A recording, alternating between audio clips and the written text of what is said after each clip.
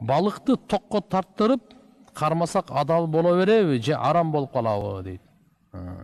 Балыкты өзү пайгамбар саллаллаху алейхи вассалам тартып айтылганы эки нерсе бар да, муздабай эле адал болот да.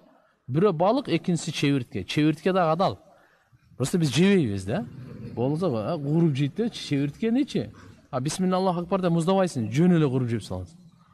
Балыкты деле ошондой. Бисмиллаху акбар деп аны муздабайт да, аны кармадың болду. Ток менен тарттырып тургандары өлөт да.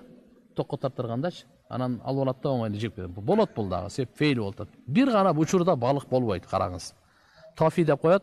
Балык өз ажалы менен өлүп, мындай кылып сугачы ичин асман каратып калкып калатын деп. Ошол балыкты жесе болбойт. Ал арам өлгөн деп айтылат да. Беркилерде кишилердин колу. Мисалы, бир нерсе кайрма кыргыттыңыз, сеткага кармадыңыз, ток менен бердиңиз, жана башка нерселер менен бул адамдын колундагы аракети действие болду, бул адам. Өзүнөн өзү азыркында калып кала турган болсо, бул арам болуп калат.